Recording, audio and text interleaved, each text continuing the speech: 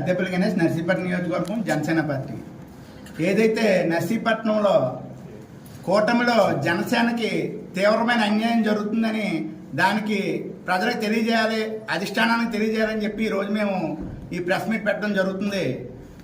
ఏదైతే నర్సీపట్నంలో ఎవరైతే జనసేనలో చురుగ్గా తిరుగుతారో, బాగా పనిచేస్తారో వారి మీద ఏదో రకమైన ఒత్తిడి తీసుకొచ్చి వాళ్ళని వెనకలాగే విధంగా కూటమిలో ఉన్న పెద్దలు ప్రయత్నిస్తున్నారు. దీన్ని జనసేన పార్టీ నర్సీపట్నం నుండి పూర్తిగా ఖండిస్తున్నాం.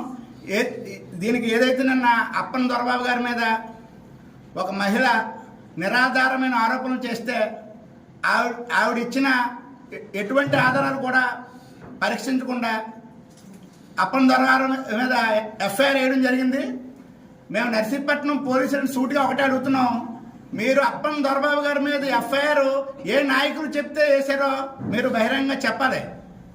అదేవిధంగా అప్పన్ దొరబాబు గారు తప్పు చేసినట్టయితే మేమే దగ్గరుండి డబ్బులు ఇప్పిస్తాం, మీరు చూపించండి మా ప్రూఫ్స్. ఎవరు చెప్తే కేసు పెట్టారు, ఎవరు చెప్తే ఎఫ్ఐఆర్ వేశారు అని మేము పోలీసులను గట్టిగా అడుగుతున్నాం. మొన్న సిఐ గారి దగ్గరికి వెళ్తే ఆ మహిళని దొరబాబు గారిని ఎదురెదురుగా కూర్చోబెట్టారు. అమ్మ నీ దగ్గర ఏమైనా ఆధారం ఉంది తీసుకురా అంటే నా దగ్గర ఆధారాలు లేవండి, కానీ మా ఆయన 2016 వరకు పనిచేయడని చెప్తున్నారు. ఆధారాలు లేకుండా డబ్బులు ఇమ్మంటే ఎలా ఇస్తారని చెప్పి సిఐ గారు కూడా ఆవిడని అడగడం జరిగింది. ఆ రోజు సిఐ గారు వెళ్ళిపోమన్నారు, వెళ్ళిపోమని కేసు నోట్ చేశారు. ఇది ఎటువంటి న్యాయం అని చెప్పి మేము అడుగుతున్నాం. డిఎస్పీ గారిని కూడా అడుగుతున్నాం. మేము కూడా గవర్నమెంట్లో భాగస్వామే, మేమేం ప్రతిపక్షంలో లేము. అది దృష్టిలో పెట్టుకుని మీ అందరూ మెనగాలని చెప్పి మెసరాలని చెప్పి మేము అందరూ తెలియజేస్తున్నాం. మొన్న వెళ్ళిపోమన్నారు, నిన్న కేసు బుక్ చేశారు.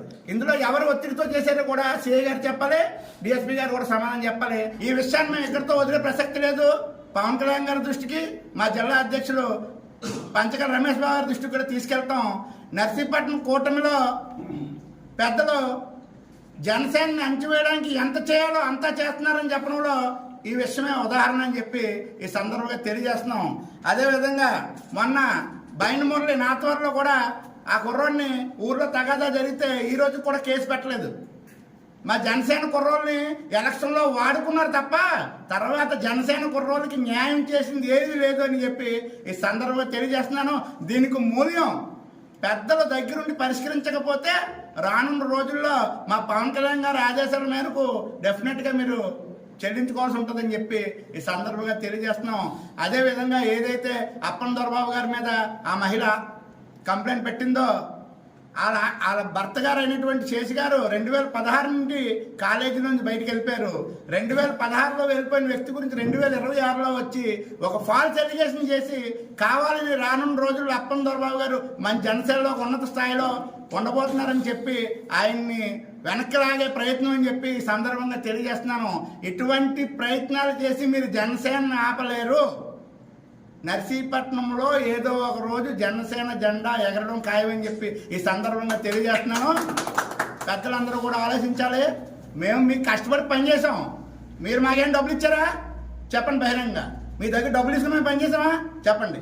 గెలిచిన తర్వాత మీరు మాకేం చేస్తున్నారో మాకు చెప్పొద్దు, మీరు ఆత్మ పరిశీలన చేసుకోండి. మేము కష్టపడి పనిచేసిన కుర్రాలని ఈరోజు కూటమిలో మేము వైఎస్ఆర్సీపీలో ఉన్నప్పుడు కూడా ఇబ్బందులు పడలేదు, కూటమి ప్రభుత్వంలో మేము ఇబ్బందులు పడుతున్నాం. దానికి కారణం ఏంటో ఒకసారి పెద్దలందరూ ఆత్మవిమర్శ చేసుకోవాలి. మీకు మీ ఇద్దరే కాదు కుర్రోళ్ళు, మేము కూడా మీ కుర్రోళ్ళమే, మీరు ఆ విధంగా ఆలోచించాలని చెప్పి ఈ సందర్భంగా తెలియజేసుకుంటూ ఎక్కడ లోపం ఉందో ఇకనైనా సరే సరిదిద్దాలని చెప్పి కూటమి పెద్దలందరికీ కూడా మరొకసారి వినమ్రంగా తెలియజేసుకుంటున్నాను.